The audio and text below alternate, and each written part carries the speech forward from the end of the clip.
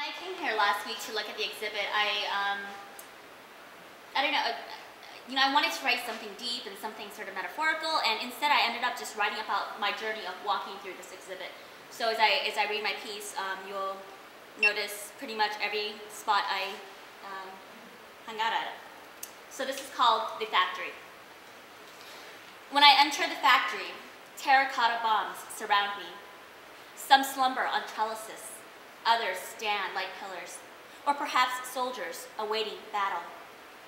These are replications of dummy bombs from 1914, but my mind wanders to another time, another place, to 1964 when the US began bombing Laos during the Secret War, to 1973 when they stopped. And though I was not born until 1979, this legacy is part of my blood. But it is the molds that captivate me most, the molds with their indentations of death. They lay on trestle tables like caskets, tops and bottoms side by side, waiting for a body to fill its cavity. I watch as 3 women assemble these bombs. Their hands coax the clay into the molds. They run their fingers carefully along the edges, and with a fork, a utensil so mundane, they create ridges on the edge. It is as though they are baking a pie. And even the dark liquid used to seal top to bottom is called a sauce. Terracotta pots lined with chocolate sauce, their cavities filled with flour. It almost seems like a baker's joke.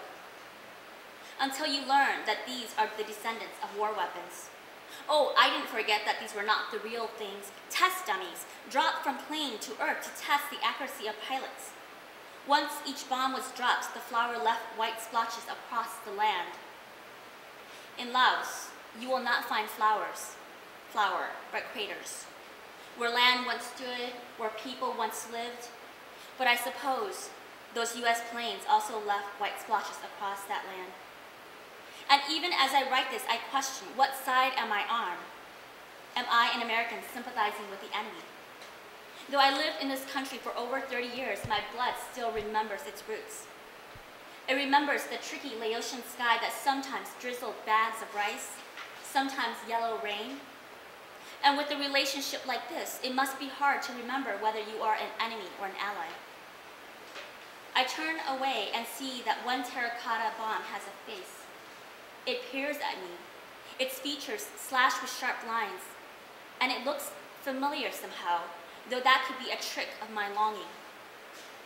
Behind white film, more molds wait, secret like the X-Files. In a black box, mistakes double over each other, discarded like people. I'm told that pilots often wrote notes to their intended victims, messages scrawled on the bomb's body. Naive, I think these are words of sorrow. Sorrow for deaths caused between faceless people. Sorrow for ravishing foreign lands. Sorrow that it had to come to this. No, I am told, these were menacing words. After all, how can you kill something with a face? How can you kill something unless you make them the other? And here I feel miscasted. I am an other, disguising herself with perfect English and clothes of the enemy. Or is it an ally? I have this terrible habit of forgetting myself, my loyalties, and my place in history.